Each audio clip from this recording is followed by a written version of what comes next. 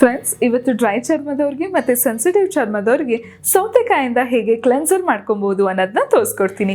ನೀವು ನೋಡ್ತಾ ಇದ್ದೀರಾ ವಿಜಯ್ ಕರ್ನಾಟಕ, ನಾನು ನಿಮ್ಮ ಸಾರಿಕಾ. ವೀಕ್ಷಕರೇ, ಕ್ಲೆನ್ಸ್ ಮಾಡ್ಕೊಳ್ಳೋದು ನಮ್ಮ ಚರ್ಮನ ತುಂಬಾ ಇಂಪಾರ್ಟೆಂಟು. ಹಾಗಾಗಿ ನಮ್ಮ ಚರ್ಮದಲ್ಲಿರುವಂತಹ ಡೆಡ್ ಸ್ಕಿನ್ಸ್ನ ರಿಮೂವ್ ಮಾಡುತ್ತೆ, ಮೊಡವೆಗಳು ಬಾರದೇ ಇರೋ ಹಂಗೆ ಕಾಪಾಡುತ್ತೆ. ಸೊ ಸೆನ್ಸಿಟಿವ್ ಚರ್ಮದವರು ಈ ಕ್ಲೆನ್ಸರ್ನ ಆರಾಮಾಗಿ ಯೂಸ್ ಮಾಡ್ಬೋದು. ಬರೀ ಅವರಷ್ಟೇ ಅಲ್ಲ, ಡ್ರೈ ಚರ್ಮದವರು ಕೂಡ ಮಾಡ್ಬೋದು. ಸೊ ಬನ್ನಿ ಈ ಕ್ಲೆನ್ಸರ್ನ ಹೇಗೆ ಮಾಡೋದು ಅಂತ ನೋಡೋಣ. ವೀಕ್ಷಕರೇ, ನಮಗೆ ಸೌತೆಕಾಯಿ ಕ್ಲೆನ್ಸರ್ ಮಾಡ್ಕೊಳ್ಳೋದಕ್ಕೆ ನಾ ಎಲ್ಲ ಇಂಗ್ರೀಡಿಯೆಂಟು ಇಟ್ಕೊಂಡಿದ್ದೀನಿ. ಏನೇನು ಅಂತ ನೋಡ್ಬಿಡೋಣ. ನಮಗೆ ಬೇಕಾಗಿರೋದು ಸೌತೆಕಾಯಿ, ನಿಂಬೆಹಣ್ಣು, ಜೇನುತುಪ್ಪ ಮತ್ತೆ ಈ ಚಿಕ್ಕ ಬಾಟಲು ಕ್ಲೆನ್ಸರ್ನ ಸ್ಟೋರ್ ಮಾಡ್ಕೊಳ್ಳೋದಕ್ಕೆ. ಶುರು ಮಾಡ್ಕೊಳ್ಳೋಣ ನಮ್ಮ ಕ್ಲೆನ್ಸರ್ ಮಾಡೋದಕ್ಕೆ. ಮೊದಲು ಸೌತೆಕಾಯಿನ ಚೆನ್ನಾಗಿ ತೊಳೆದು ಸೈಡ್ಸ್ನ ಕಟ್ ಮಾಡ್ಕೊಂಡ್ಬಿಡೋಣ.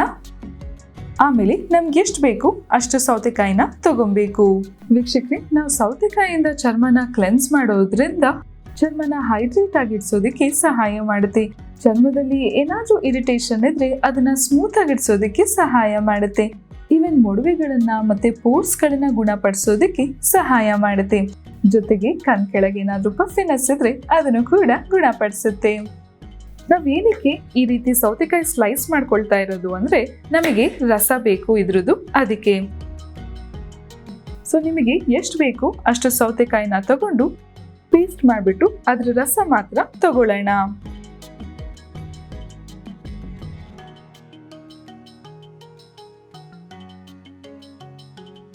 ನೋಡಿ, ನಮಗೆ ರಸ ಮಾತ್ರ ಸಿಕ್ಕಿದೆ. ನೆಕ್ಸ್ಟ್ ನಿಂಬೆ ಹಣ್ಣನ್ನು ಕೂಡ ಅದೇ ರೀತಿ ಚೆನ್ನಾಗಿ ತೊಳೆದು ಕಟ್ ಮಾಡಿಬಿಟ್ಟು ಅದ್ರ ರಸ ಮಾತ್ರ ತಗೊಳ್ಳೋಣ.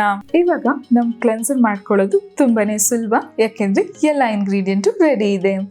ಈ ಸೌತೆಕಾಯಿ ರಸಕ್ಕೆ ನಾವೀಗ ನಿಂಬೆಹಣ್ಣು ರಸನ ಹಾಕೊಳ್ಳೋಣ. ನಿಂಬೆಹಣ್ಣು ರಸ 1-2 ಸ್ಪೂನ್ ಅಷ್ಟು ಇದ್ರೆ ಸಾಕು. ನಿಂಬೆಹಣ್ಣಲ್ಲಿ ವಿಟಮಿನ್ ಸಿ ಮತ್ತೆ ಆಂಟಿ ಆಕ್ಸಿಡೆಂಟು ಹೆಚ್ಚಾಗಿದೆ. ಹಾಗಾಗಿ ಚರ್ಮದಲ್ಲಿ ಏನಾದ್ರೂ ಡ್ಯಾಮೇಜ್ ಆಗಿದ್ರೆ ಅದನ್ನ ಗುಣಪಡಿಸೋದಕ್ಕೆ ಸಹಾಯ ಮಾಡುತ್ತೆ. ಅದಷ್ಟೇ ಅಲ್ಲದೆ ಚರ್ಮ ಸುಕ್ ಆಗದೆ ಇರೋ ಹಾಗೆ ಕಾಪಾಡುತ್ತೆ. ಇವನ್ ಚರ್ಮನ ಇನ್ನು ಲೈಟರ್ ಆಗಿ ಕಾಣೋದಕ್ಕೆ ಸಹಾಯ ಮಾಡುತ್ತೆ. ನೆಕ್ಸ್ಟ್ ಇದ್ರ ಜೊತೆ 1 ಸ್ಪೂನ್ ಅಷ್ಟು ಜೇನುತುಪ್ಪನ ಹಾಕೊಳ್ಳಿ.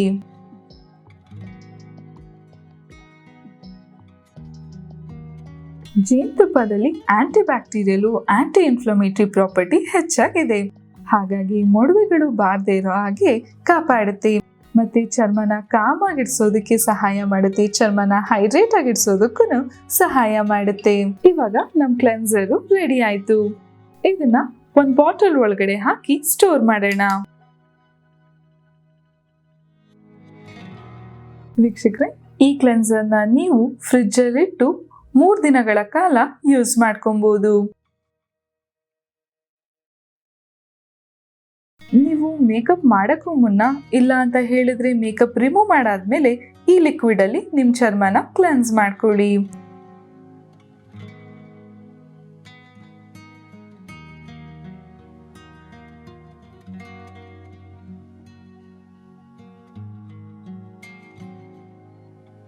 ಆಮೇಲೆ ನಿಮ್ ಫೇಸ್ ವಾಶ್ ಮಾಡ್ಕೊಂಡ್ ಬರ್ಬೋದು.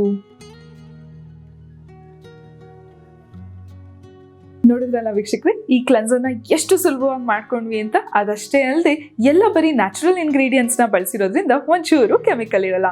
ಸೊ ನೀವು ಕೂಡ ಟ್ರೈ ಮಾಡಿ ನೋಡಿ. ಮುಂದಿನ ಸಂಚಿಕೆಯಲ್ಲಿ ನಾನು ನಿಮಗೆ ಇನ್ನೊಂದು ಟಿಪ್ಸ್ ಬಗ್ಗೆ ತಿಳಿಸ್ಕೊಡ್ತೀನಿ. ಈ ವಿಡಿಯೋ ಇಷ್ಟ ಆದಲ್ಲಿ ಲೈಕ್ ಮಾಡಿ, ಕಮೆಂಟ್ ಮಾಡಿ, ಶೇರ್ ಮಾಡಿ. ಇನ್ನು ವಿಜಯ್ ಕರ್ನಾಟಕ ಚಾನೆಲ್ನ ಸಬ್ಸ್ಕ್ರೈಬ್ ಮಾಡಿಲ್ಲ, ಸಬ್ಸ್ಕ್ರೈಬ್ ಮಾಡೋದಕ್ಕೆ ಮರಿಬೇಡಿ. ನೆಕ್ಸ್ಟ್ ಎಪಿಸೋಡಲ್ಲಿ ಸಿಗೋಣ. ಟೇಕ್ ಕೇರ್, ಬಾಯ್.